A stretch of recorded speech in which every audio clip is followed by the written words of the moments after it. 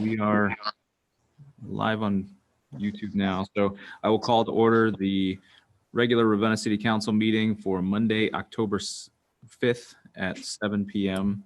The first item on the agenda is a moment of meditation and silence.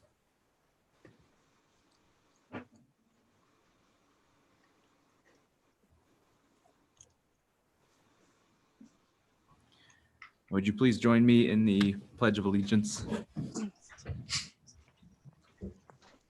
Pledge allegiance to the To flag the of flag the United States of of the America, States of America, To the republic for which it stands, stands one one nation under God, indivisible, nation, liberty and justice for all.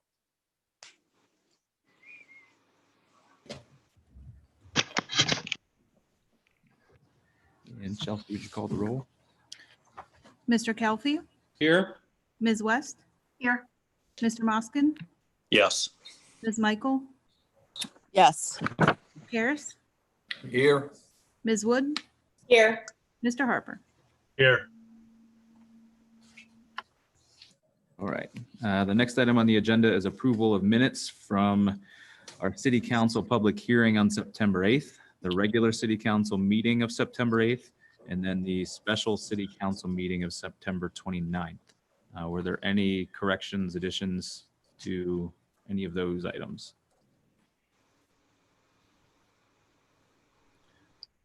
We have a motion to accept the minutes as a. So move. All all in favor? Aye. Aye. Thank you. The next item on the agenda is communications. You want me to go over?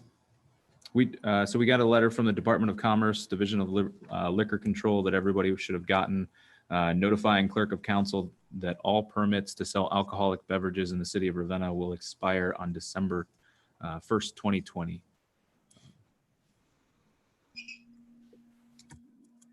And again, you should have all received that. So then we'll move on to the delegations from the public. So joining us tonight, we have Jason Kentner and other members of that I'm losing on the Zoom screen from Main Street. Jason, I'm excited to hear what you have to say. Everyone should have had the packet. I believe that Julie had sent around to everyone. So hopefully you had a chance to stop in and talk to Jason and Main Street about the district plan. So it's nice to talk about what we could see, I guess, in the downtown area, and at least have the discussion. So Jason, I'll toss it to you. There's Julie and Bill. Okay. Yeah, well, thank you all for making some time this evening, and really looking forward to, really more than anything, hearing what thoughts, questions you all have about things. I'm sorry if anybody printed out what we sent around. I know it was pretty heavy on the toner side. So it is built really for online display. So yeah, a lot of black ink is being used. I'll go ahead and share my screen if Andrew give me that permission, or if you have the file, you can put it up too. I guess that's the other. But since we're live on YouTube, just one thing I'll advertise here at the beginning and at the end. Also, we're going to do a similar, I think it's Facebook Live and YouTube broadcast each Friday for the next 3 weeks, leading up to Main Street Ravenna's fundraising event at the Birdie Shack, I think on the 24th, Saturday the 24th, where we'll also be there. So hopefully still don't have access to the screen share. Yeah, I apologize. And rather than try and find a way to give you access, I'm just going to share my screen. So Okay, I yeah. apologize. And- Pull that up. And honestly, you can probably, Andrew, just click through the materials, since thankfully people have had them for a little bit of time and been able to peruse files. Waiting for it to download. So Oh, okay. But yeah, so as you know, we had a few open house events at the old frame shop, and those events I was happy to see a number of you be able to attend. And just obviously with things the way they are with COVID and everything like that, I think jumping to a few public online meetings will give even a broader audience some exposure to what we've been working on. And we're really still in a place where what we want is feedback and comments from everybody, as hopefully we can get everybody invested in the ideas that we're working on. The response we've received to date has been just fantastic. And like I said, Andrew, you can just kind of go through these and I'll just talk over them as best we can. The plan is really this 4-part piece, because really our charge or our invitation at the onset was to bring together a bunch of efforts that were happening kind of, in a little bit of isolation with different groups in town. Some of them focused on historic preservation, obviously, some things specific to particular uses like biking and those types of things.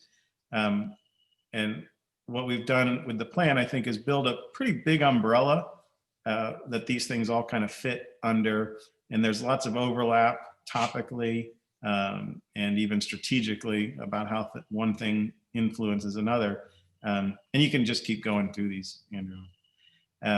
But the want, right, is to take all of this energy from different, be it interests or different efforts, and really put them behind one vision so that people can start to see some real progress on these ideas. So ranging from biking, which has been, kind of long developing effort with the Portage County Bike Trail coming through Ravenna, thinking about the potential of Ravenna as a destination along that trail. Certainly as the county seat, it makes sense that having multiple ways for people to come in and experience the town. So this is just going to run through a series of befores and afters, and always just kind of illustrating some speculative approaches to what we might do, be it through kind of policy changes for, things like striping for bikes to have the right of way along the bike path, as opposed to all the stop signs that are there, those types of things. And mostly those things contribute to a kind of cultural idea of seeing Ravenna and the downtown area as a place where bikes and people biking are welcome and can feel safe. And that's one of the big things. And also just giving this basic infrastructure, be it wayfinding or bike racks, and thinking about where in the downtown fabric can we best situate those things so that they don't compete with what the downtown is as a kind of historic and traditional downtown, but also making things really clear for people. Because I think one of the great advantages that Ravenna has over other municipalities, quite frankly, is that it's so logically laid out. You have obviously a main street and then a very legible and logical grid that people can follow. So wayfinding, getting people off of Main Street for consolidated parking, making sure that the parking areas are inviting, multifunctional, meaning they're available to different groups after hours. They're maybe functional for larger scale events on weekends and things of that nature, be they farmers markets and the like. So as these go through, you're just seeing a series of overhead and ground view before and after images, looking at some changes, some large, some small. But again, I think one of the notions that the plan takes with respect to utilizing landscape is really taking advantage of what Ravenna has a lot of, which is, quite honestly, is space. And if you have space and you have a little bit of time, landscape is a very effective tool, because those are the two things it needs more than anything. And so as we look at these examples, be they on private property or on public sites, they're really demonstrative of potential. Some things have specific proposals, like talking about how to strategically share and maximize access to parking so that the perception that Ravenna doesn't have enough parking can be eclipsed, versus looking at specific sites, like what we'll see here in a second with the courthouse lawn, thinking about a space that is at the center of the community and historically has had such a primary functional role. How can we make that more accessible? How can we make it more functional for a wider variety of events? And also to, I think, some of the points that David Dix has made in his articles. How do we make this an environment that says, yes, this is the county seat, this is a city that, you know, anybody from around the county can be proud of. So that really helped cut down my timing on that presentation. So I think more that, you know, if you want to turn things over to questions that people might have, I'd really think that'd be the most productive use of our time. And Andrew, you might have to click back and forth to images if they get specific, but I'll let you navigate that. I'll keep this up for now. We'll see. I had added a slide onto it tonight thinking I'd be able to show it, but really just, again, promoting our online meetings. If you go to our Facebook page, you'll find the links there for our Zoom meetings, which start this Friday at noon. So they'll be each Friday at noon for the next 3 weeks. Is that just open to the public then? Yeah, it's open to the public. It's, you know, we're broadcasting it. And then what we've actually set up is that if you submit a question or a topic, you'll get the actual Zoom invite to that. So you can either ask your question in person, if you will, or certainly be there to follow up on your question. So that's our little trick to having people participate. They can obviously watch online as people are, I hope, doing now too. Well, does anyone have any questions or want me to go back to any slides to take a second look? I have Yeah. a quick question. Oh, I'm sorry, Christina. Just a quick question. Thank you. Just about the online meetings. Are you guys planning on doing any of those outside of, you know, a lot of people work during the day, might want to participate and provide feedback. So do you look to do meetings at different times? Well, first of all, we're recording all of the sessions and we'll post Okay. those so people can watch them after the fact. We're going to try to do them somewhat topically.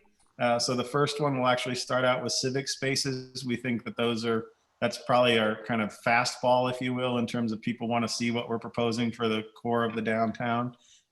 So we're going to start with that on Friday and, you know, proceed forward.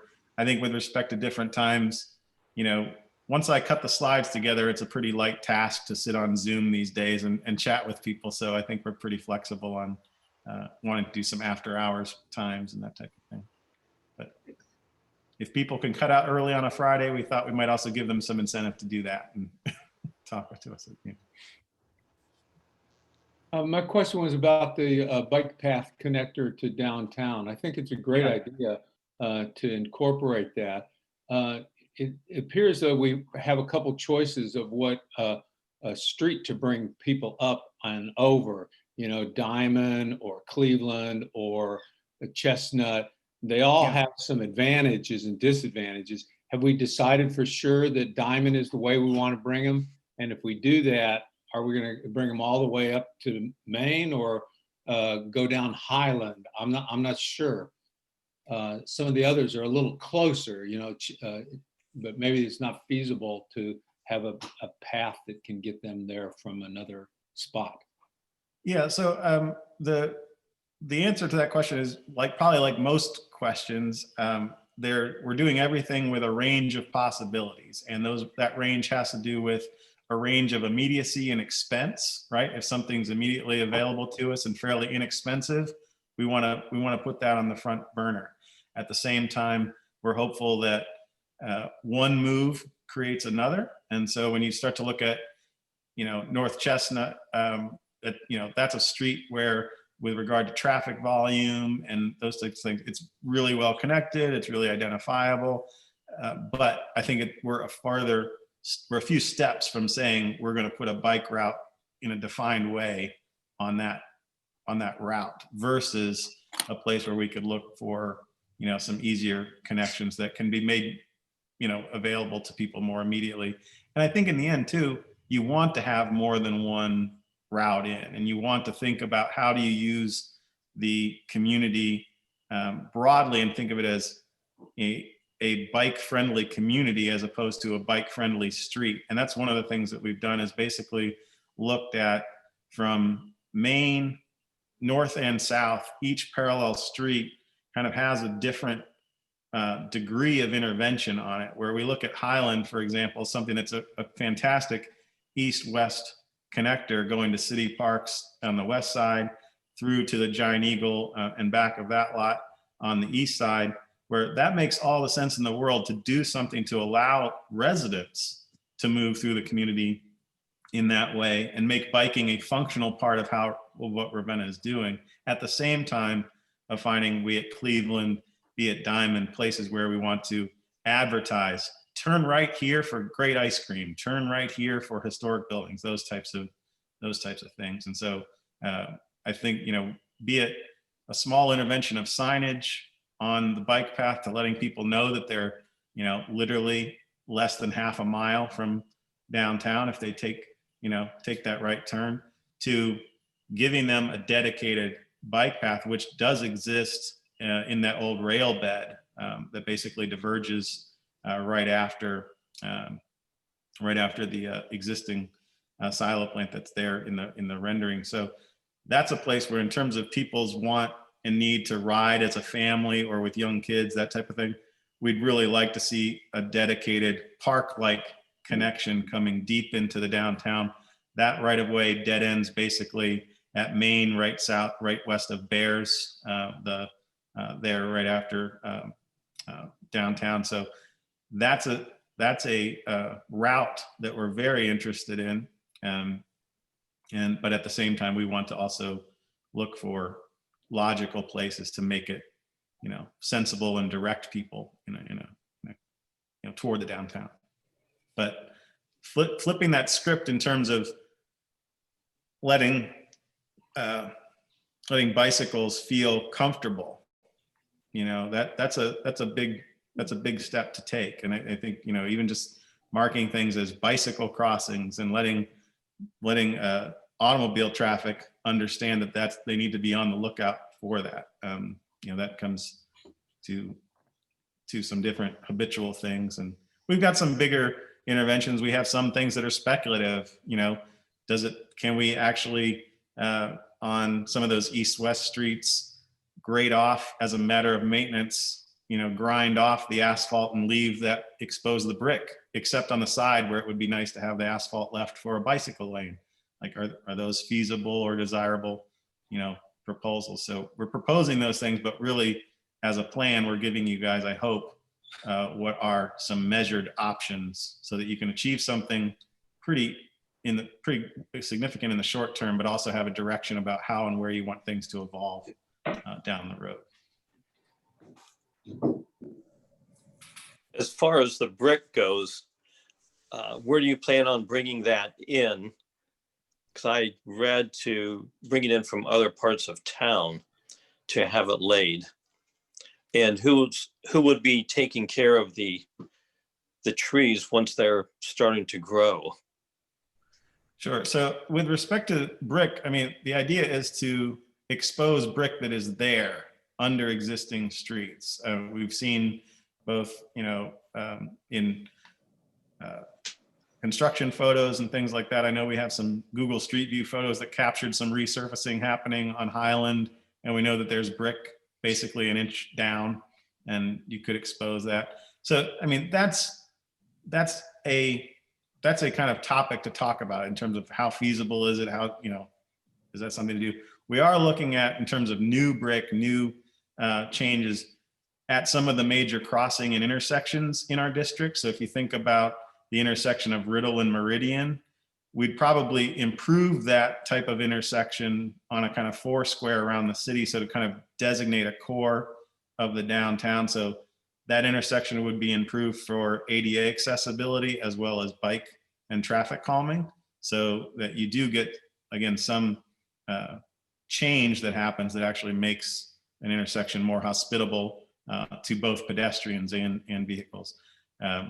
So we're not proposing sourcing bricks from around town and really relaying them. If we're proposing construction, it's construction at that moment.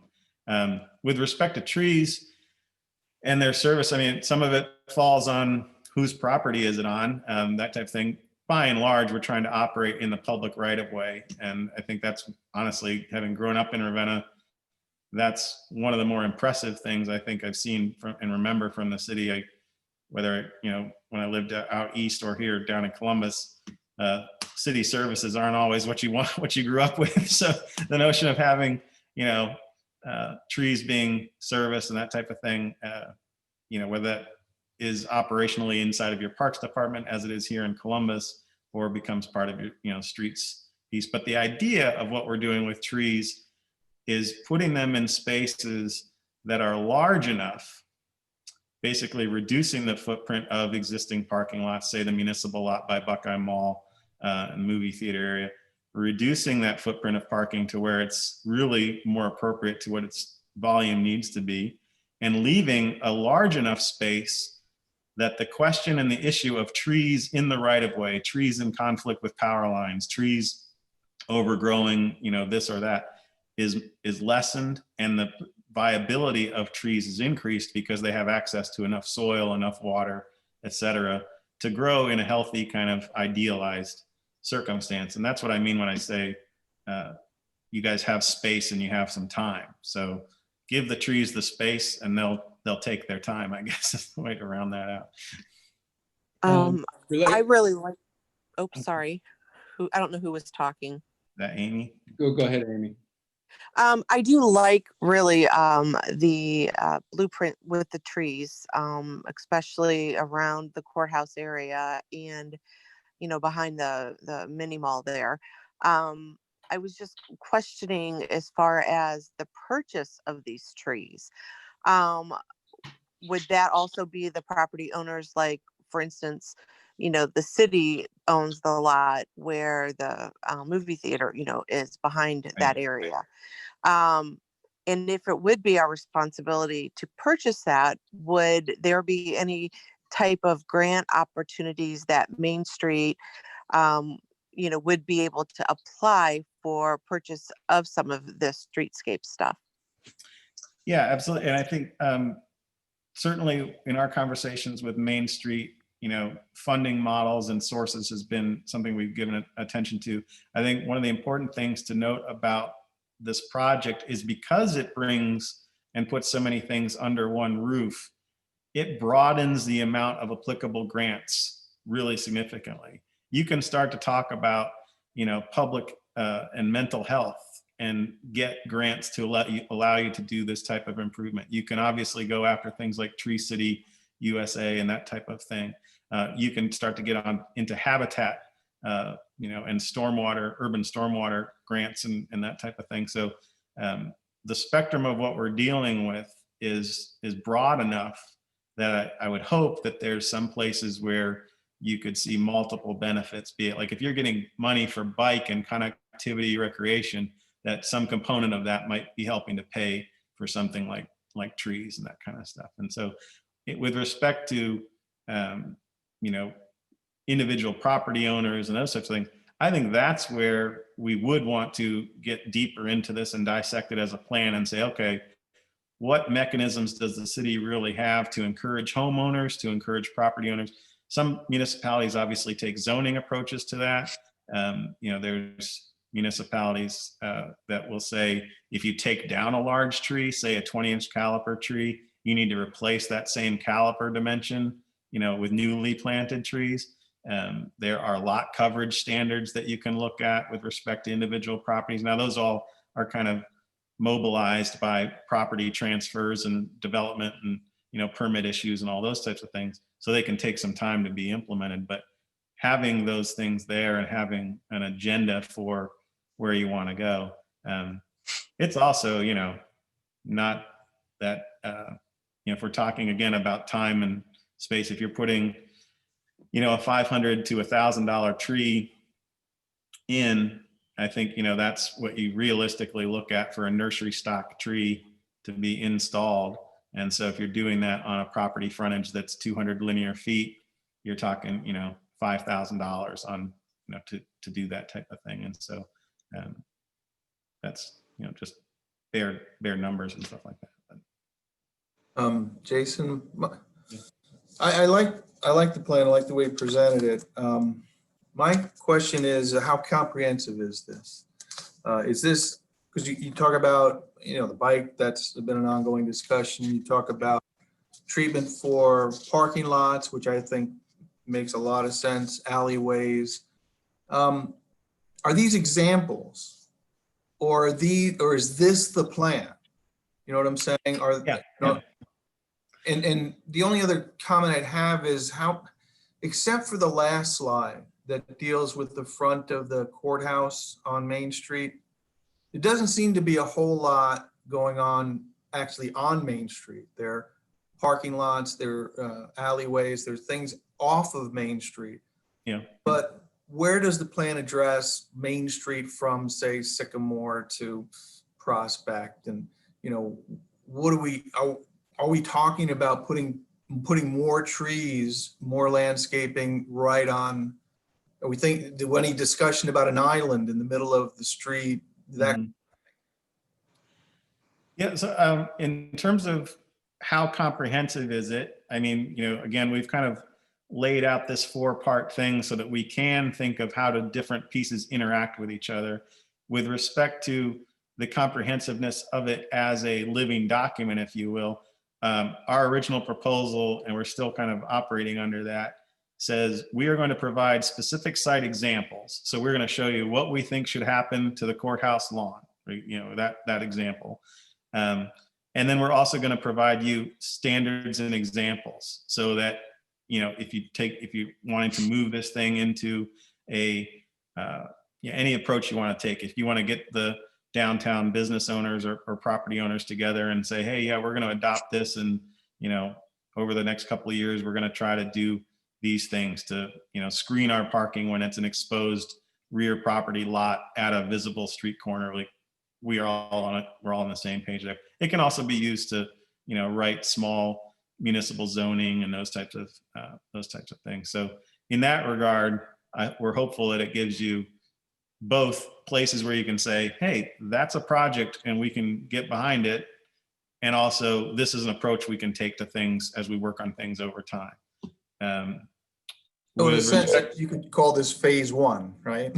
Yeah, you could always call it phase 1, but I mean, it's pretty broad in its scope. And there's, you know, there's some places where we're basically laying the groundwork for some very transformative proposals with respect to when we look at a municipal parking lot, be it, you know, something city owned or county owned, and we're saying, you know, nibble at the edges and improve the aesthetics of it from a landscaping perspective, we're being cautious to leave a developable footprint on that property, because there are places in Ravenna where strategically we think there can and should be effort put into new facilities, you know, and those are things that we all have to work to get people on board and behind and understand, and they're individual projects of their own in most respects. So, you know, we have the long running wish list of things we've heard from public meetings and things of that nature. And, you know, to where those things can be kind of fit in and made to accomplish more than one thing. You know, we're wanting people to come out of this with both a sense of what is the first step, and ultimately too, what is the ultimate goal, and the excitement of the direction of it. You know, the things that we want to make sure of is that there are those approachable first steps, so that the buy-in is a product of some small successes early on, and we go from there. And another thing that I've noticed, where there are brick streets, portions of them, when there's a lot of freezing and thawing and extremely freezing winters, they will heave and thaw. So what's the idea of that, of keeping that up and keeping it level, and who would be maintaining that? Yeah, so where we have illustrated more intense changes in roadway surfaces are typically between Main Street and the immediate blocks north and south. So we've made those connector streets as pedestrian friendly as we can. Graphically, we've illustrated them as brick. They need not be brick necessarily. Again, we're trying to give people kind of scaled responses to things. With respect to freeze thaw, I mean, it principally comes down to, as you say, Paul, to like, one, making sure that it's constructed correctly. In those instances, one of the things we're taking advantage of is that those alleyways, for lack of a better description, like Plum Way and Cherry Way, those such things, most of them have an elevated curb sidewalk. It's really narrow and tight to the building. And there's an existing asphalt and or concrete base, which is suitable for the subgrade of paver units, bricks, concrete blocks, whatever material. So in some respects, we're saying one approach is to build on top of existing roadways. It doesn't mean that you don't have to, strip off some asphalt, put down a binder course or a leveling course, depending on what you need. Now, some municipalities have gone to the extent of turning alleyways into green infrastructure, which is essentially turning them into drainage infrastructure by doing really deep excavation, filling that road cross section with aggregate, topping it with unit pavers, and allowing water to percolate down into the ground. That has been demonstrated to be functional, into Maine. And so, it's, in terms of temperature goes, it's actually a temperature regulating, as opposed to, it has a perception of, it's going to freeze and thaw, and everything does. But at the same time too, different than a pothole. Potholes just move around from one to another. You kind of chase them like, whack-a-mole type of thing, versus, with unit pavers, if it pops, you reset it and it's invisible for the most part. So the Romans figured that out long ago. They figured that one out. Okay, I want to circle back around to the mall parking lot, the public Okay. parking, as well as the theater parking. I think that Yeah. it's beautiful layout for the public parking, but I don't think it's right of us to impede on private property. The theater parking lot is owned by the theater. Yes. And being that that is in normal circumstances, non-COVID times, an entertainment establishment, in private parking, I think that we need to remember that that is a private property and we need to stay away from that. They have landscaped and done a beautiful job with that property. I just want to remind everybody that that is not city property. Yeah, and I think that's a completely appropriate and understood circumstance. I think where we are in terms of trying to illustrate, some approaches to things, what we're along that route specifically, one of the thoughts is, do you maybe take that outside most row of parking and turn it outside so it's accessible to the alley? And that's to do with the Buckeye Mall lot. Or Now, the Buckeye lot private. is city parking, correct? Right, that's what, That is- but Yeah, that that's what I is- was talking about, I mean, right? but that kind of goes along with, I'm a proponent of taking some of the alleyways and, making them into more useful areas. I know there's been discussions, in particular, the one there leading down to the theater.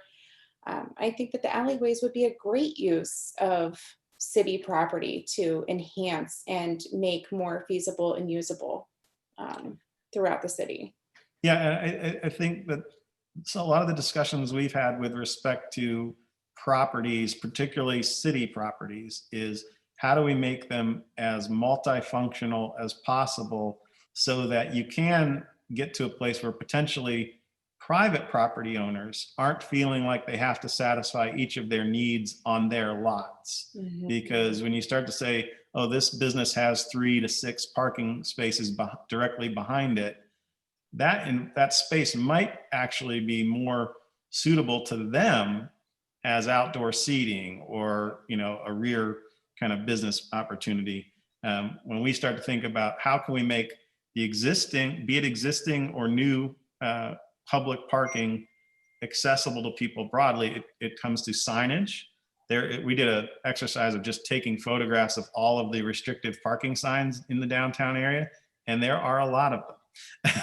And so, and some of them have been there since whenever, through my lifetime, and you don't know if they're enforced. You don't know if it's still the same business and all those such things, but they create a sense of chaos, or at least a lack of direction for somebody visiting town.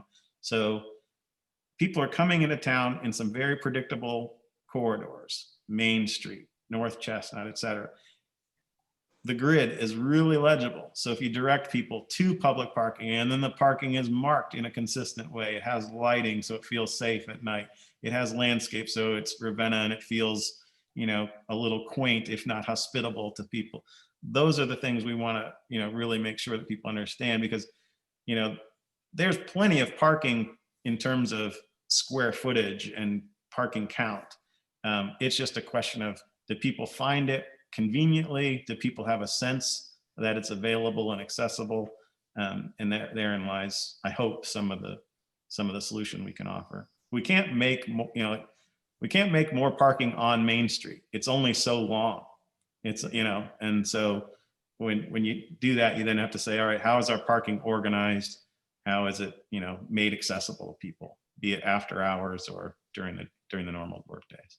And Jason, I'm excited about this just for the parking piece, just because if we set it up right, if it's set up properly, that safe word that you use, right?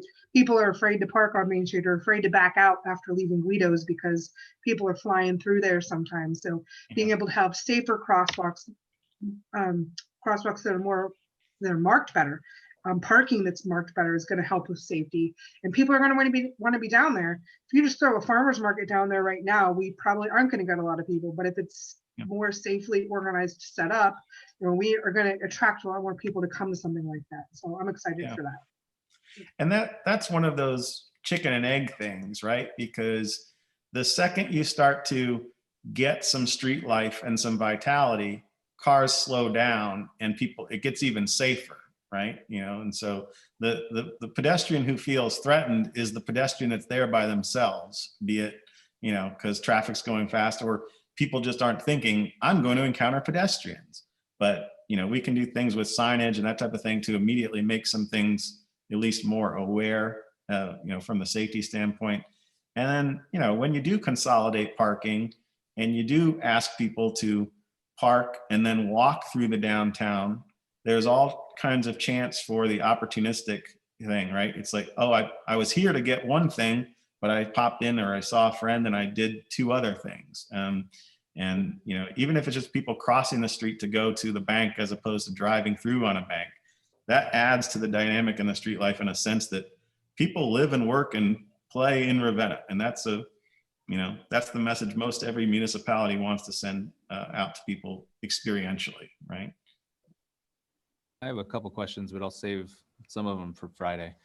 Okay. Meeting. But can I just ask one, and maybe this is, I don't know, Jason or Bill or Julie, kind of you have this plan, and then we had the community plan a while ago that was put together with the city of Ravenna. Can you talk about the relationship with this and that plan from a while ago and kind of how it relates? Yeah. Let me take that one, if that's okay. When that community plan was put together back in, I think it was 2015, there were 5 strategies in that. There was a public-private partnership, there was economic development, downtown redevelopment, healthy blocks, and a rental strategy. What the core team did is, which was the fallout of the public-private partnership, that became the core team. But we also put together a framework for economic development, and we put together a framework for downtown redevelopment. So this downtown portion is really based on the steps that were laid out in that framework, which included a plan for downtown. It talked about, you know, tying in entertainment, cultural, and residential areas. It tied in, you know, unique shopping with customary shops. And it also tied in a plan, you know, we need a plan for downtown development.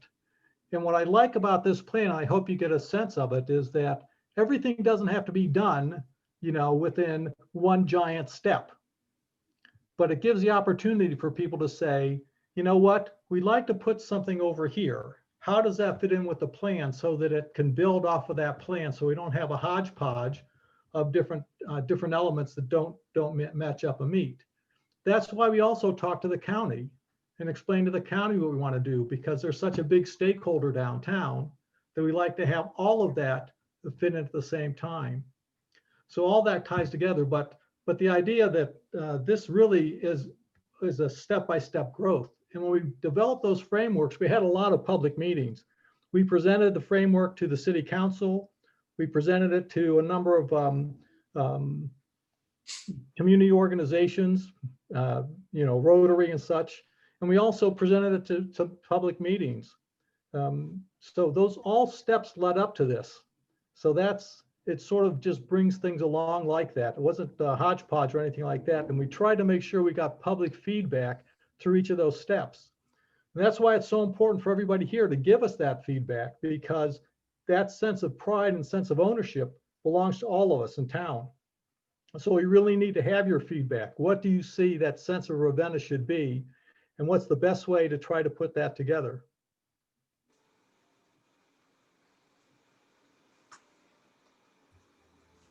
Yeah, well, I appreciate the answer. And I agree. It's nice to have a conversation about what Ravenna could look like. And hopefully we get some more feedback on Friday. And can I quickly ask, was there anything that stuck out when you spoke to the commissioners recently on the conversation you had with them? With Julie and Jason and I were on it with David Dix and Todd Peets, and it was interesting because they were very positive about it. And it's funny because a lot of it comes about to the parking and how do you tie things in. And the idea that you can take some of those things like the parking areas, and by reconstructing those a little bit, or as Jason talks about, you're doing the maintenance to make it development at that time, so that you do the trees and you do some of the landscaping around town, and it actually pulls off some of your maintenance budgets because that stuff happens, over time. And also the nice part of that with trees and that you put the right kind of trees in and they grow to the right size, so that all that stuff helps out. So it's that long-term look that actually helps take care of some of those maintenance and some of those service requirements. I don't know if there's anything else, Jason, that stuck out to you from the county commissioners. I would just echo, their receptiveness to things without wanting to put words in anybody's mouth or amplify what they said. But I think too, we presented them the same type of smaller tactical approaches as well as some ambition. And, when we say, like I mentioned earlier, when we leave a developable lot or footprint, we do that with intention. And, at some point in the process, we said, well, not during that meeting, but in our working process, we kind of were looking at the history of things. We said, oh, it's ironic that they tore down the old courthouse just about the same age as this one is now. So, we at least for a couple days were chewing on what is the next generation of that thing, because it's not us, it's not our place, or it's not the moment in time to say that's the project but to have a sense of where that might need to go at some point in the future. And, if you're going to put something in place now that you hope to not paint you into a corner somewhere down the road, or if you're, that the way that green space was made was obviously the footprint of the old courthouse. So when that next generation does come, how does that reshape the organization of things? And we're not being distracted by that, but it's again, one of those, you're thinking today, tomorrow, and pretty long-term when we have these conversations. And they were, I think pretty engaged by the conversation, if nothing else. And I think they do know, or I hope now they appreciate the impact that they have on the downtown, and that because they are such a large stakeholder, that there's a lot of, good and bad potentials that can come from that type of, centralization, if you will.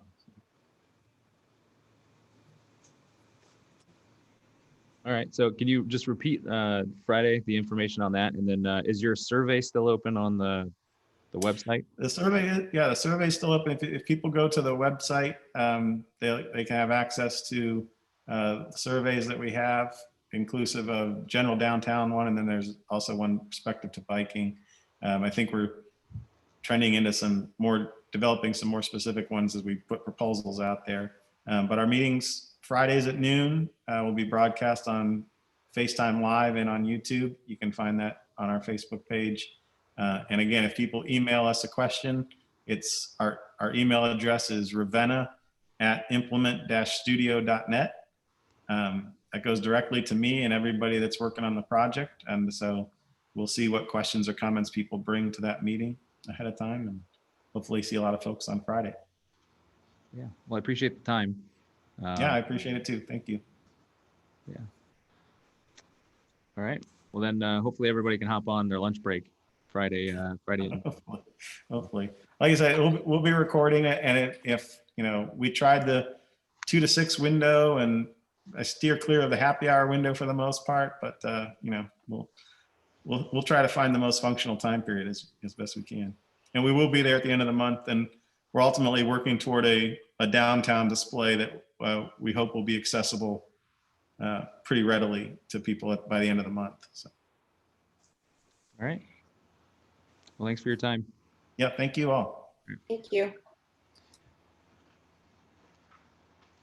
All right.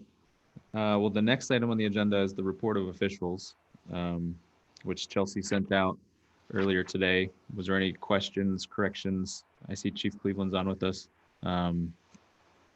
Anything to add with those? Do we have a motion to accept those reports? I make a motion to accept the reports as submitted. It's a first. And do we have a second? Second.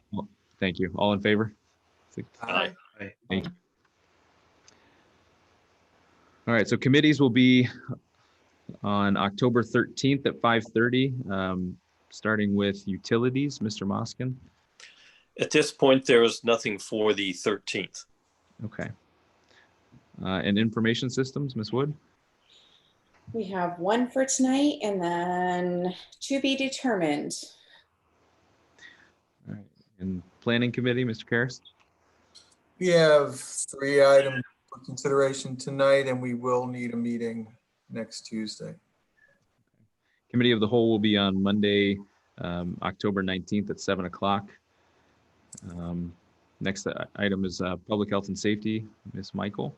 Yes, we have a few items on the agenda this evening, and I do foresee a meeting for next Tuesday as well. Okay, thanks. Streets and sidewalks, Mr. Harper. One item for this evening, and I have not heard of anything for a committee next week at this time. Personnel committee, Mr. Calfee.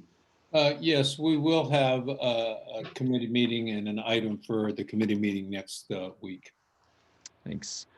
Community and economic development, Ms. West. As of right now, nothing for next week. Okay. And any cemetery updates, Mr. Harper or Mr. Moskin? Yes. We'd given Mark at the cemetery the okay to allocate $3,700 for a Steiner lawn sweeper to help expedite picking up leaves. Now he's waiting on that to when more leaves fall, when he can actually try it out, to actually try it out in the field to see how this works compared to just reading it and getting comments from other people. So hopefully that'll be in the near future. And then there'll be $10,000 taken from the Schaefer Fund to acquire trees through the tree planting program, to purchase them through that. So we'll get as many trees as that can purchase.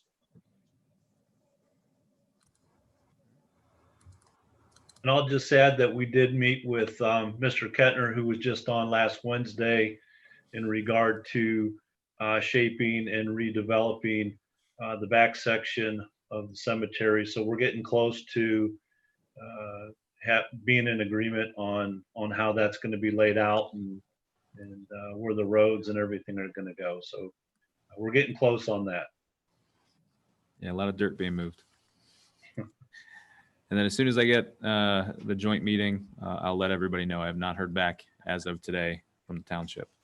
But with that, we will move into first reading of ordinances. So we'll start off with ordinance number 2020-101.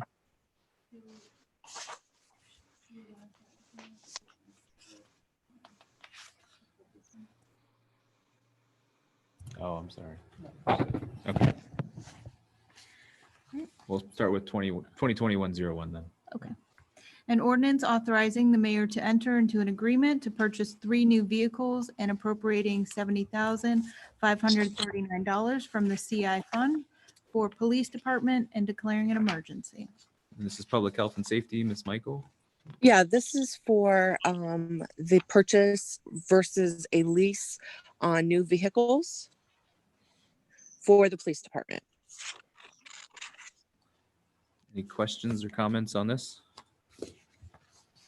Well, do we have a motion to waive the 3 separate readings? So moved. Second. Ms. Michael, Yes. Ms. Wood, Yes. Mr. Calfee, Yes. Ms. West, Yes. Mr. Moskin, Yes. Mr. Karas, Yes. Mr. Harper. Mr. Harper? Oh, you're muted. Sorry, yes. And do we have a motion to adopt the emergency clause? So moved, Second. Mr. Harper? yes. Mr. Moskin? Yes. Mr. Calfee? Yes. Ms. West? Yes. Ms. Michael? Yes. Mr. Karas? Yes. Ms. Wood? Yes. And a motion to pass the ordinance. So moved. Second. Ms. Michael? Yes. Ms. West? Yes. Mr. Calfee? Yes. Mr. Moskin? Yes. Mr. Karas? Yes. Ms. Wood? Ms. Wood? Yes. Mr. Harper? Yes. Right. Ordinance number 2020-101 is adopted. The next item on the agenda is ordinance number 2020-102. An ordinance authorizing the mayor to advertise for bids according to law for chemicals required for the water and wastewater treatment for the calendar year 2021 pursuant to specifications now on file in the mayor's office and declaring an emergency. And this is sponsored by Utilities. Mr. Moskin? Yes. This is something that bids are taken for each calendar year. And almost all these chemicals are required by the EPA for treatment processes of both departments. Any questions on this ordinance? Do we have a motion to waive the 3 separate readings? Make a motion to waive those readings. Second, Mr. Moskin? Yes. Mr. Harper? yes. Mr. Kelfie? Yes. Ms. West? Yes. Ms. Michael? Yes. Yes. Sorry. Mr. Karas? Yes. Ms. Wood? Yes. And a motion to adopt the emergency clause? So moved. Second. Mr. Karas? Yes. Ms. Wood? Yes. Mr. Calfee? Yes. Ms. West? Yes. Mr. Moskin? Yes. Ms. Michael? Yes. Mr. Harper? Yes. And do we have a motion to pass the ordinance? So moved. Second. Mr. Harper? Yes. Mr. Moskin? Yes. Mr. Calfee? Yes. Ms. West? Yes. Ms. Michael? Yes. Mr. Karas? Yes. Ms. Wood? Yes. That ordinance is adopted. The next item on the agenda is ordinance number 2020-103. An ordinance appropriating the sum of $45,000 from the sewer fund and storm sewer fund to purchase new sewer cameras and accessories and declaring an emergency. This is also Utilities, Mr. Moskin. Yes, these cameras are very essential in the operation of the street department to help diagnose different problems that do occur in the stormwater and sewer, to help diagnose the problems and also to know exactly how to fix these and to get the water flowing properly. Thanks. Any questions for Mr. Moskin? Well, hearing none, do we have a motion to waive the 3 separate readings? Make a So- motion to waive the 3 separate meetings for an emergency. Second. Mr. Moskin, Yes. Mr. Karas, Yes. Mr. Kelfi, Yes. Ms. West, Yes. Ms. Michael, Yes. Ms. Wood, Yes. Mr. Harper. Yes. And to adopt the emergency clause? So moved. Second. Ms. Michael, Yes. Ms. West, Yes. Mr. Kelfi, Yes. Mr. Moskin, Yes. Mr. Karas, Yes. Ms. Wood, Yes. Mr. Harper. Yes. And a motion to pass the ordinance. So moved. Second. Mr. Harper, Yes. Mr. Karas, Yes. Mr. Kelfi, Yes. Ms. West, Yes. Mr. Moskin, Yes. Ms. Michael, Yes. Ms. Wood. Yes. All right, that ordinance is adopted. The next item on the agenda is ordinance number 2020-104. An ordinance appropriating the sum of $20,000 from the Capital Improvement Fund to account 553.557.56485 for the necessary roof replacement on the fire station building and declaring an emergency. This is Public Health and Safety, Ms. Michael. Yes, we've had length discussion of this and there's really not much left to, I think, discuss. Basically just to appropriate the money so it can be fixed. Any questions? Much needed. So do we have a motion to waive the 3 separate readings if there's no questions? Yes, so moved. Second. Ms. Michael, Yes. Mr. Moskin, Yes. Mr. Kelfi, Yes. Ms. West, Yes. Mr. Karas, Yes. Ms. Wood, Yes. Mr. Harper. Yes. And a motion to adopt the emergency clause? So moved. Second. Ms. Michael, Yes. Mr. Karas, Yes. Mr. Kelfi, Yes. Ms. West, Yes. Mr. Moskin, Yes. Ms. Wood, Yes. Mr. Harper. Yes. And a motion to pass the ordinance? So moved. Second.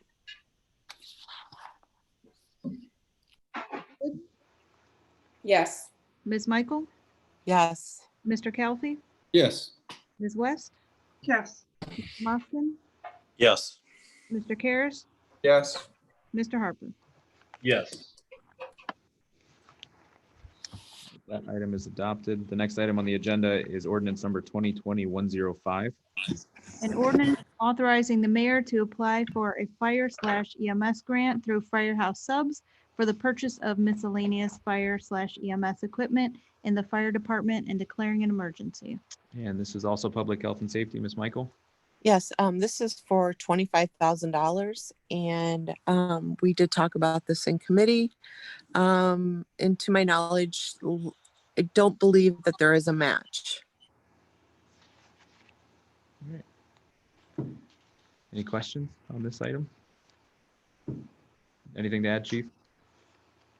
Nothing to add, but I'd just like to assure everyone there are no matching funds required. Awesome. I had that written down, but I was kind of scared to say that because I thought, could it have, was that right or not? Because I was looking at my notes. So thank you for the clarification. Oh, okay, no problem. Thank you. Thank you all. It's good seeing you, Chief. Likewise, good to be here. Any questions on this item? Nope. Well, hearing none, do we have a motion to waive the 3 separate readings? So So moved. moved. Second. Mr. Harper, Yes. Ms. Michael, Yes. Mr. Kelfi, Yes. Ms. West, Yes. Mr. Moskin, Yes. Mr. Karas, Yes. Ms. Wood. Yes. All right, and a motion to adopt the emergency clause? So move. Second. Ms. Wood, Yes. Mr. Moskin, Yes. Mr. Kelly, Yes. Ms. West, Yes. Ms. Michael, Yes. Mr. Karas, Yes. Mr. Harper. Yes. And do we have a motion to pass the ordinance? So moved. Second. Ms. Michael, Yes. Ms. West, Yes.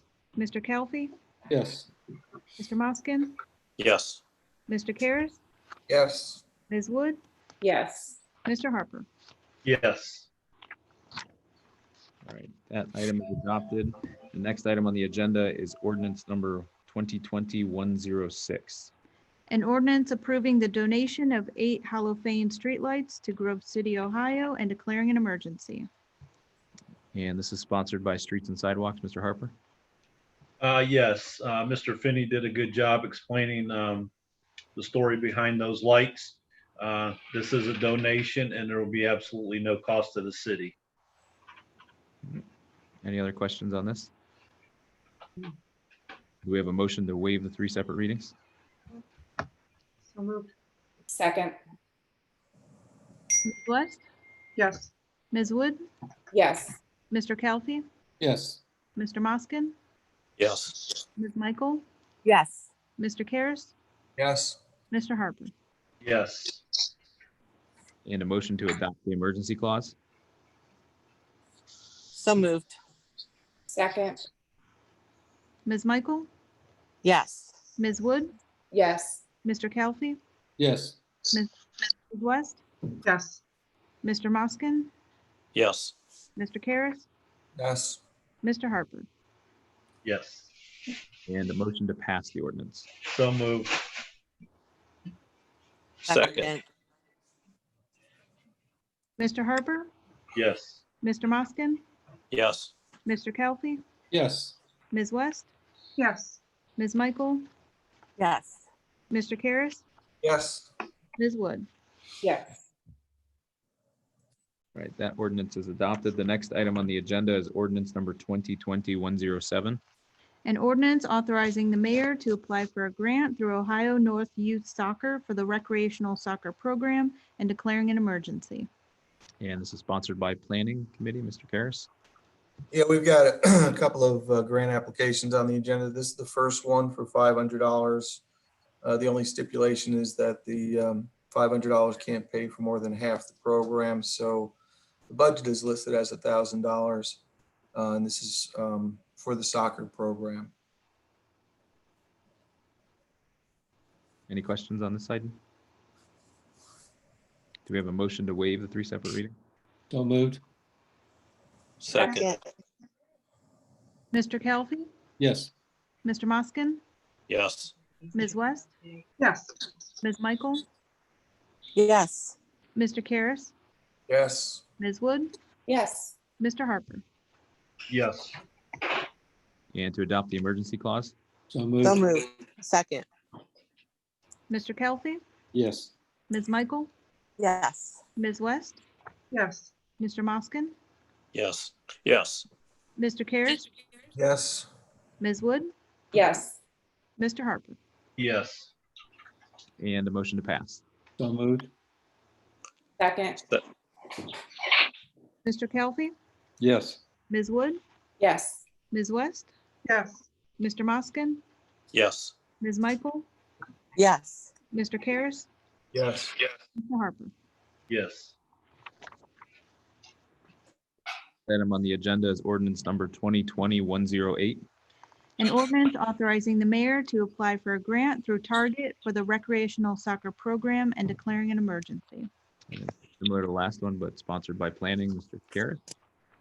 Yeah, this is the second grant. This one's for $1,000 from Target. No real matching funds. It's a little hard to understand exactly how this one is structured, but pay for things like coaches and referees and other miscellaneous things. The Parks and Rec department's been pretty successful in their grant applications, and it certainly helps when you can defer some of these costs. So we'll wish them luck with these 2 grants. Any questions on this? Hearing none, do we have a motion to waive the rules? So moved. Second, Mr. Kelfi, Yes. Ms. West, Yes. Mr. Moskin, yes. Ms. Michael, Yes. Mr. Karas, Yes. Ms. Wood, Yes. Mr. Harper. Yes. And to adopt the emergency clause? So moved. So moved. Second. Mr. Kelfi, Yes. Ms. Michael, Yes. Ms. West, Yes. Mr. Moskin, Yes. Mr. Karas, Yes. Ms. Wood, Yes. Mr. Harper. Yes. And a motion to pass? So moved. Second. Mr. Kelfi, Yes. Mr. Harper, Yes. Ms. West, Yes. Mr. Moskin, Yes. Ms. Michael, Yes. Mr. Karas, Yes. Ms. Wood. Yes. All right, that item is adopted. The next item on the agenda is ordinance number 20109. An ordinance accepting a donation of 300 seed packets from Home Depot for use in the Parks and Recreation Department and declaring an emergency. This is also planning, Mr. Karas? Yeah, we've gotten these, the seeds donation. It's a donation of 300 seed packets from Home Depot, valued at about $534. So maybe we could help beautify the downtown along with that nice plan tonight. Take the seeds and run. That's stretching it too far. Any questions on this item? Do we have a motion to waive the 3 separate readings? So moved. Second, Mr. Kelfi, Yes. Ms. Wood, Yes. Ms. West, Yes. Mr. Moskin, yes. Ms. Michael, Yes. Mr. Karas, Yes. Mr. Harper. Yes. And to adopt the emergency clause? So moved. Second. Mr. Kelfi, Yes. Mr. Harper, Yes. Ms. West, Yes. Mr. Moskin, Yes. Ms. Michael, Yes. Mr. Karas, Yes. Ms. Wood. Yes. And a motion to pass the ordinance? So moved. Second. Mr. Kelfi, Yes. Ms. West, Yes. Mr. Moskin, Yes. Ms. Michael, Yes. Mr. Karas, Yes. Ms. Wood, Yes. Mr. Harper. Yes. That ordinance is adopted. The next item on the agenda is ordinance number 2020-110. An ordinance amending ordinance number 2020-034 by amending Exhibit A, Section 3, Service Department by revising the permanent admin clerical pay range from range 7 to range 12 and appropriating $612 to Fund 101, Fund 220, Fund 670, and Fund 677 at a combined total of $2,448 to fulfill the funds required for payroll and declaring an emergency. This is sponsored by Personnel. Mr. Calfee? Yes, this ordinance is to revise the pay range for the administrative assistant that serves for the mayor and the service director. It's changing the pay range from 7 to 12 and returning it to the level that it was prior to 2016.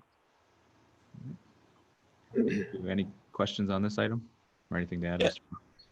I was just going to ask, when does this take effect? Brian, do you know? Well, assuming it gets approved tonight, it'll get effect. They were going to put in effect for the next pay date, so it should be in. It'll start effectively for this this pay date if it gets approved tonight. Okay. And then I'm not sure exactly when that's paid out. Yeah, it'll be immediate. It doesn't have to wait till the end of the month or anything like that. Okay, thank you. Sure.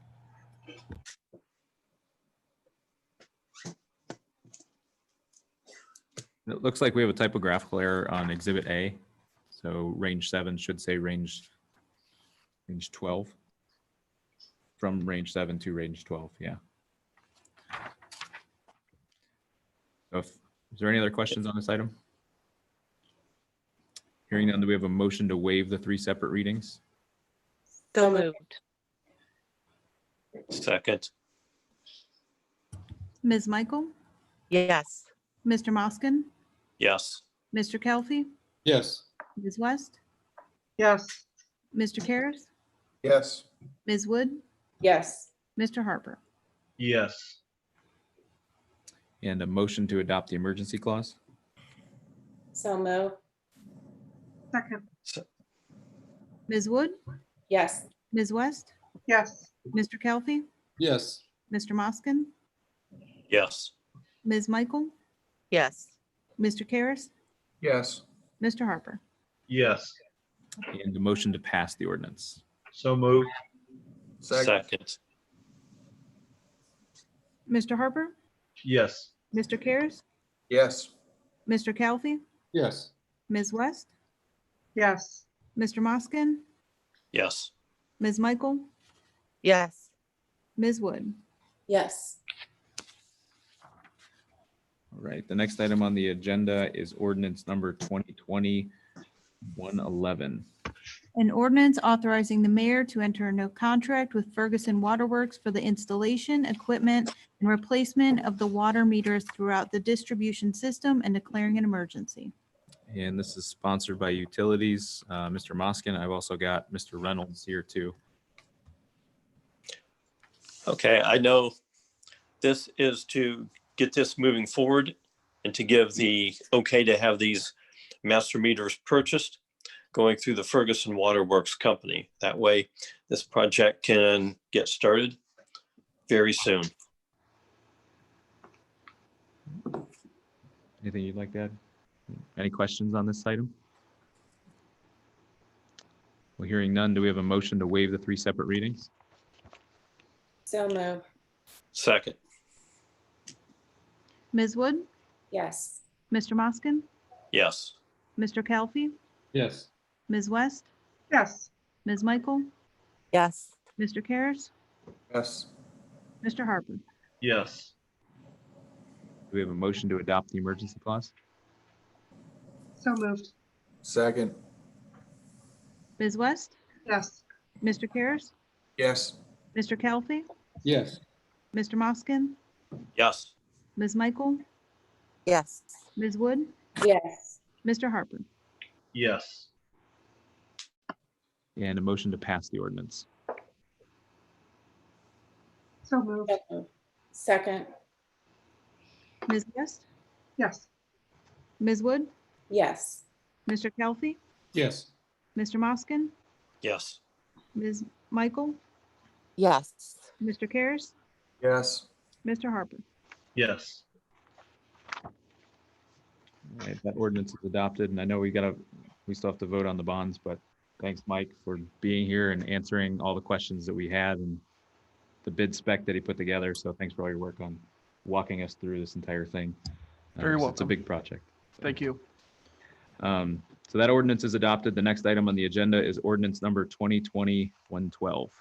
An ordinance to appropriate an amount not to exceed $10,000 as allocated from the accounts as set forth on Exhibit A for the purchase of cyber insurance for the city's information technology infrastructure and declaring an emergency. And this says sponsored by the finance director. Brian, do you want me to hand it off to you, or Cheryl? Do you want to speak to this? I mean, I can start and you guys can jump in. You know, we kind of left this one off on the committee. We were kind of unfinished and unsure if we were going to pass anything tonight. I'm not sure how you guys want to go forward with this. We did get a good comprehensive quote from Travelers. I did share that with council on Friday. It's $9,440. We're still going to have to do some tweaking, looking at it and kind of get it the right size and exactly where we need it. But that's as it stands right now, that's the bid. There are other bids they're working on. They've given us some prices. They're not guaranteed to insure us yet. I have to fill out some additional paperwork for that. So I guess my thoughts tonight, I mean, we can either, if you want to give the authorization to appropriate up to $10,000 and then we can finish this project, or if we want to gather the rest of the information here, bring Pat Hickey back, who was on that one council meeting, and answer any additional questions that come up. We can, you know, kick that back. I think is the next Tuesday is our meeting. He said he's available for that too. So I guess it's really up to you guys how you want to handle that. So Correct. So all you're doing is allocating the money, not picking a. correct. The ordinance tonight would just allocate the money and up to $10,000 and limit it if we chose to do it that way. I mean, correct, everyone can correct me if I'm wrong, but typically in a case like this, we have an ordinance that does both. Yeah. Can't really spend the money until we pick somebody anyway. Mm-hmm. Concern is there's a lot of detail and things I don't know, and you may not have the answers to.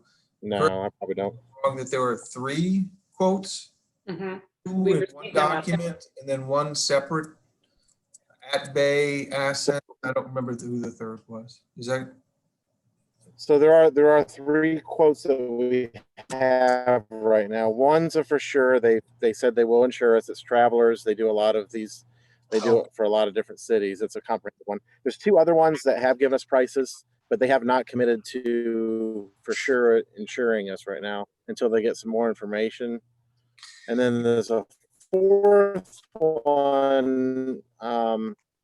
If the right, they could possibly insure us, but based on the questionnaire that we gave them right now, they're not willing to do that. So internet slow problems here. So sorry if I'm chopping up. Okay. Yeah, I mean, I don't really care either way. I just think that, you know, if we waited, it wouldn't make any difference. I mean, we'd have to wait anyway. We can't approve of any particular policy tonight because we don't have one definitively in front of us. But if you want to have the money put aside, I don't have a problem with that either. I just, you know, it just seems clear that 10,000 is going to be the max. So I'm okay either way, whatever everyone wants to do. Did everybody get a chance to see the report that came out from Quality IP's testing on the emails? I don't think so. No. There were numerous employees and department heads, different departments, that Quality IP had sent out random testing emails, basically phishing type things that should have been things you didn't click on, and numerous departments actually opened those links. Thank goodness it was a test and not. I'm glad I did not. I got one of those, and I'm glad I got So did emailed it to Heather. Yep. But there were numerous people that did click on it. So it shows the risk that we are in, which also leads to, you know, some training that will be discussed at the next committee meeting. And I did share those emails with all the people who did accidentally click on it. However, I BCC'd everybody so it didn't call anybody out and embarrass anybody, but they are aware of their issue. I've had a few people ask me about them already. Some of the subject lines were quite interesting. I mean, it was. I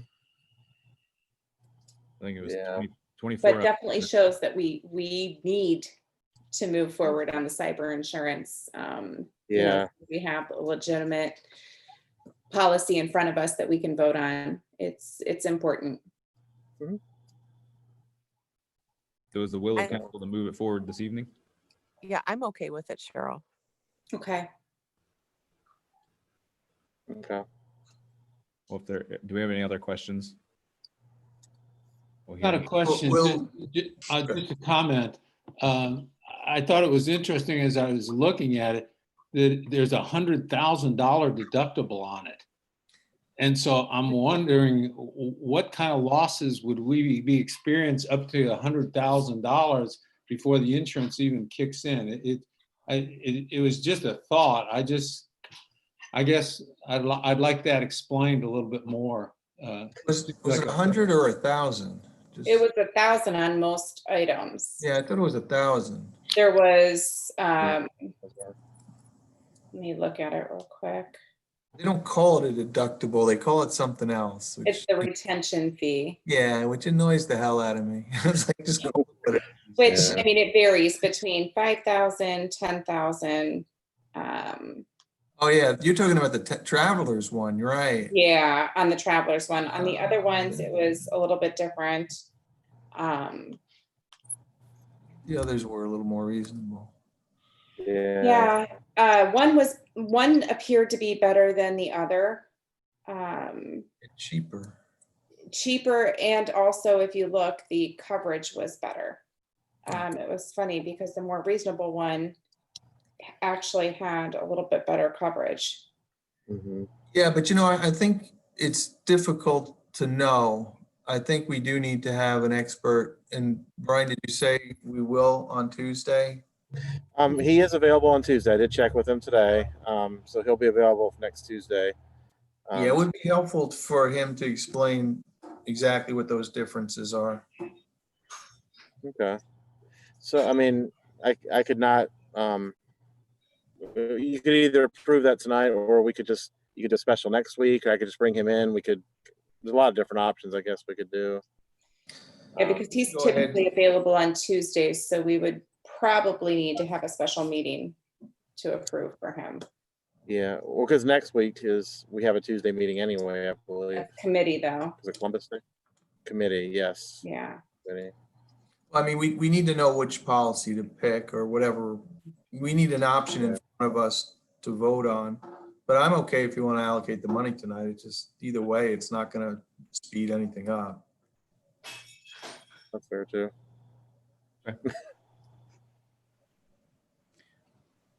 So do we have any other questions I should ask with this item? So even if we do allocate it tonight, then we'll wait for him to come in Tuesday and explain it more before we decide and actually sign the ink on a particular policy. Then I think Yeah, I that's how think we we're going still to plan to talk to him next Tuesday. Okay. Perfect. Okay, so do we have a motion to waive the 3 separate readings on this ordinance? So moved. Second, Ms. Michael, Yes. Mr. Moskin, yes. Mr. Kelfi, Yes. Ms. West, Yes. Mr. Karas, Yes. Ms. Wood, Yes. Mr. Harper. Yes.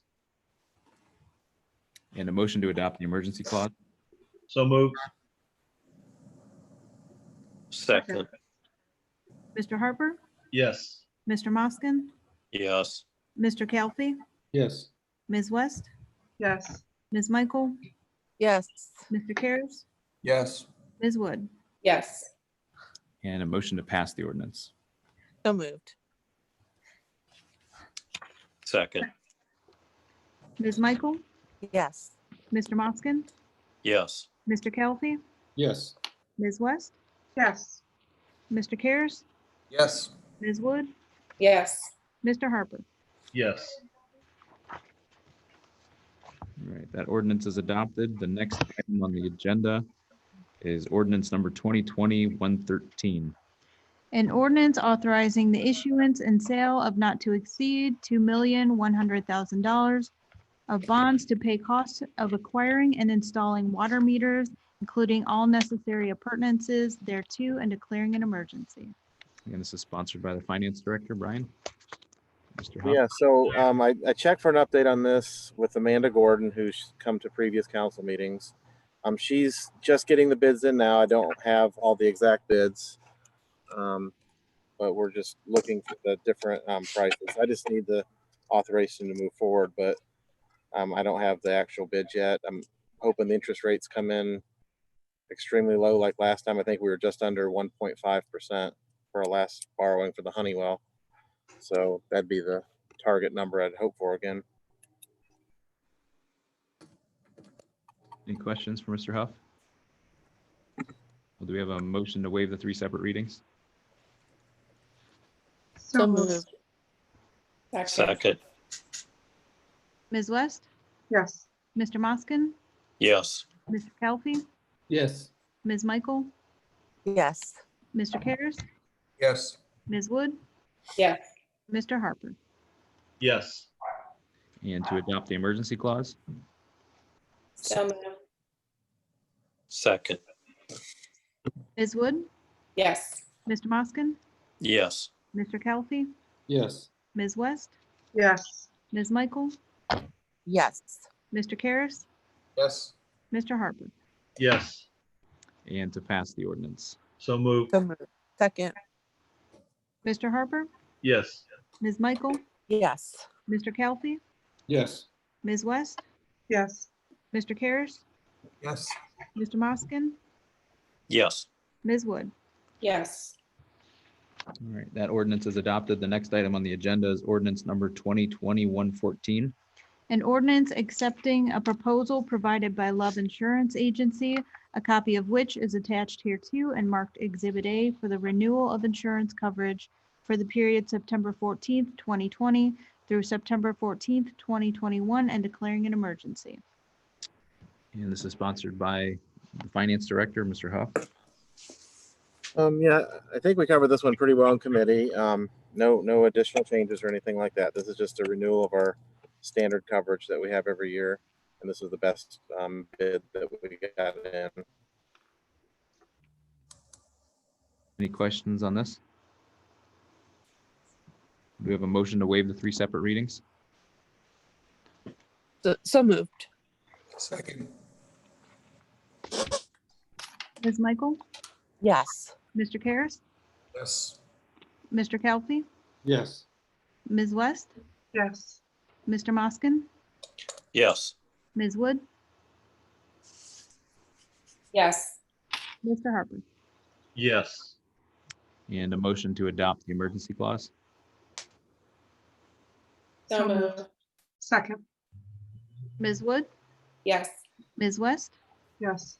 Mr. Calfee, Yes. Mr. Moskin, Yes. Ms. Michael, Yes. Mr. Karas, Yes.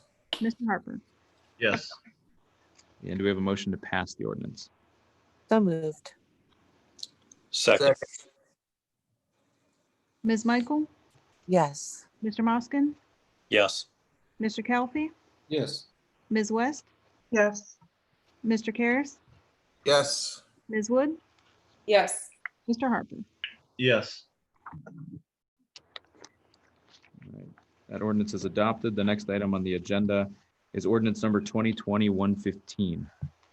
An ordinance adjusting the 2020 estimated revenues and appropriations as detailed in Schedule A and declaring an emergency. This is sponsored by the Finance Director, Mr. Huff. Yes, so this is like an annual event that we do to ensure there are appropriate revenues and expenditures in all the funds. And this just amends the yearly budget. And this is done, our department works with various other department heads. We go through, ask them to close out what POs they can close out. And then we see where we're at and what budgets need to be amended and increased, decreased, whatever. A couple notes on the bigger ones that were in there. The CARES money, the second round of the CARES money is $166,856. We did go ahead and put that appropriation in there as well. We've already received that money. And then also the $4+ million for the Honeywell refinancing. We went ahead and put that in there too. You guys already approved the ordinance for that, but this goes ahead and puts the appropriations and the estimated resources in there. And there's various other small ones throughout the different departments. I think in there we also had the Parks Department. We did reduce a couple of their revenues, a fairly significant amount just because of the COVID and the pandemic, just to bring that down to the true revenues that they'll get for this year. And that's about it. Any questions for Mr. Huff on that?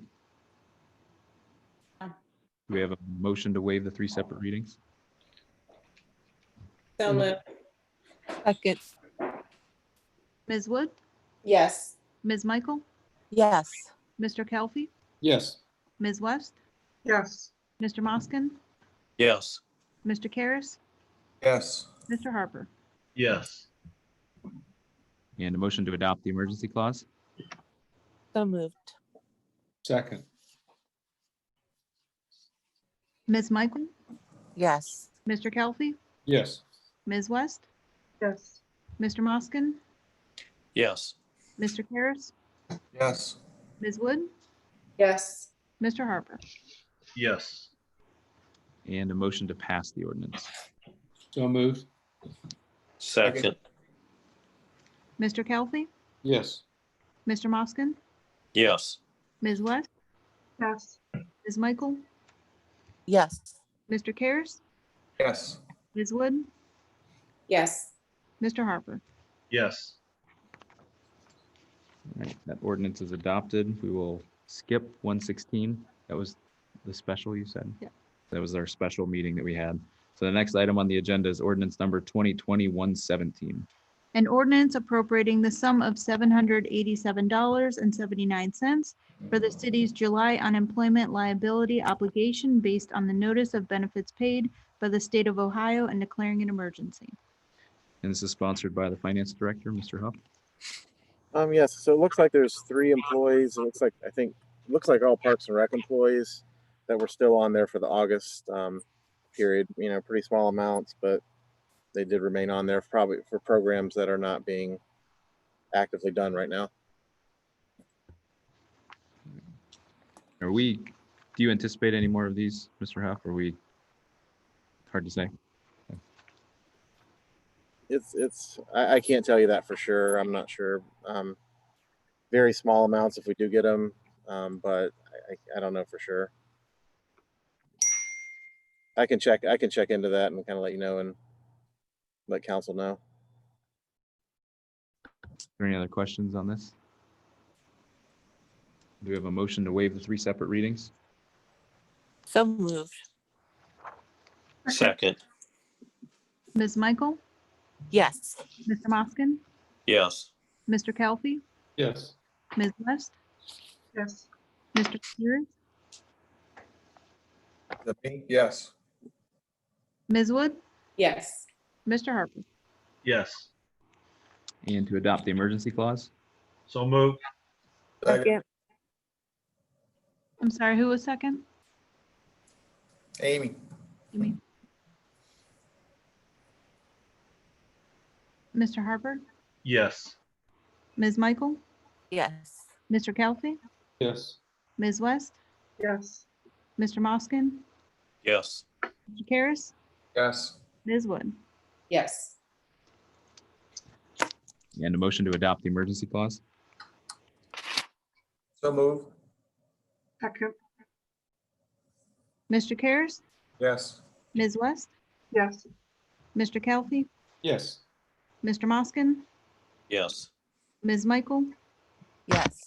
Ms. Wood, Yes. Mr. Harper. Yes. And a motion to pass the ordinance.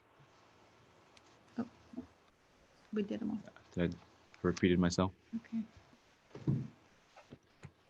All right, the next item on the agenda is ordinance number 2020-118. An ordinance approving the transfers and advances for the month of August 2020 listed on Exhibit A attached here too and declaring an emergency. And this is also sponsored by the finance director, Mr. Huff. Yes, this one is just to cover in advance until we get the grant for the EMS, for an EMS grant. So the money goes from the general fund to the EMS fund and it'll be returned as soon as the grant money comes in. Any questions for Mr. Huff? Do we have a motion to waive the rules? So moved. Second. Mr. Harper, Yes. Mr. Moskin, Yes. Mr. Kelfy, Yes. Ms. West, Yes. Ms. Michael, Yes. Mr. Karas, Yes. Ms. Wood. Yes. And a motion to adopt the emergency clause? So moved. Second. Second. Ms. Michael, Yes. Mr. Karas, Yes. Mr. Kelfy, Yes. Ms. West, Yes. Mr. Moskin, Yes. Ms. Wood, Yes. Mr. Harper. Yes. And a motion to pass the ordinance? So moved. Second. Mr. Harper, Yes. Ms. West, Yes. Mr. Kelfy, Yes. Mr. Moskin, Yes. Ms. Michael, Yes. Mr. Carrick, Yes. Ms. Wood. Yes. All right, that ordinance is adopted. We have one final item on the agenda tonight, which is resolution number 2020-119. A resolution endorsing the renewal of the 1.5 mil 5-year levy to be placed on the ballot on November 3rd, 2020 by the Reed Memorial Library and declaring an emergency. All right, and this is sponsored by, well, council as a whole, but I appreciate council adding this late and signing off on this. Was there any comment, questions in regards to this this resolution? All right, well, this is a renewal levy. You said what I was gonna just say, so. All right, well, do we have a motion to accept the resolution or approve the resolution, excuse me? So moved. Second. Second. Thank you. And all in favor? Aye. Aye. All right, well, that resolution is adopted. There are no second reading of ordinances or third readings. Is there any old or new business to come before council? And before I ask the mayor, is there anything, Mr. Semino, that you sat through the whole meeting? I feel like I should ask you if you want to add anything. Okay. It'll require an executive session. Okay. Tonight? If it's possible, I can just. Okay. You want to do that before the mayor's remarks, or you want to? Okay. Well, Mayor, you still, oh, there you are. Okay. Yep, I'm here. I did not leave. Okay, just a few remarks. It looks as though we're finally gonna wrap up the miners' arrival in Ravenna. Hopefully, Mr. Cole is out right now getting the agreement signed. We're working on an extension to one piece of documentation that was not back from the EPA, but it came at the end of last week. So they have everything they need, and things should be moving forward. I should commend Dennis West for the effort that he has put into this.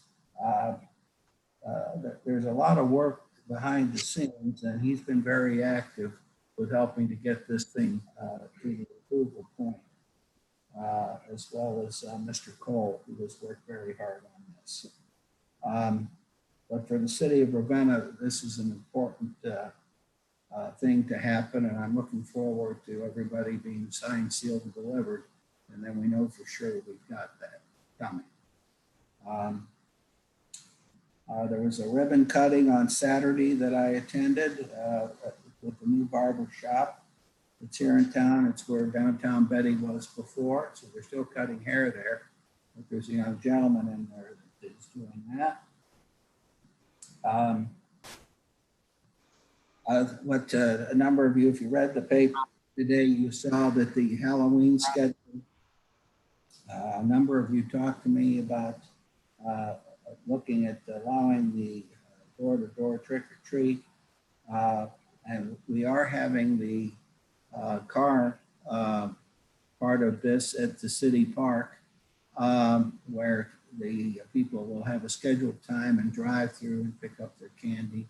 That will replace the downtown one, where there's much better chance of crowds. You can't do the social distancing. And we did decide to go ahead with the door-to-door from 3 to 5 o'clock on the 31st. With that, I did put some recommendations that were printed in the paper today, recommending the senior citizens do not participate in this because they are an endangered group with this COVID. We want them to use the mask and do the social distancing. And we recommend that they, when they move around, they move with their family members and maintain distance from that. I will stop there. I know you guys, this has been a lengthy meeting tonight. If you have any questions of me, why, please feel free to stop in and see me. Thank you.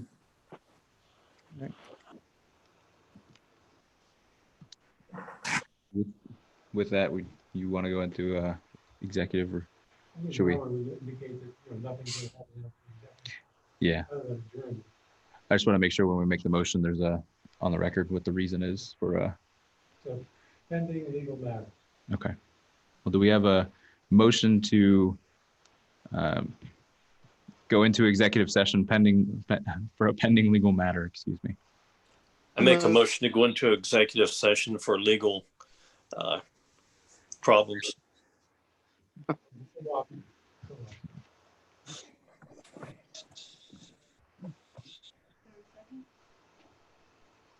I'll second that. Thank you. Mr. Moskin, Yes. Ms. Michael, Yes. Mr. Kelfi, Yes. Ms. West, Yes. Mr. Karas, Yes. Ms. Wood, Yes. Mr. Harper. Yes. Right. And just to repeat, Mr. Semino, we will not be discussing anything after coming out of executive session. There will be no further business. In a second, I will stop the live stream.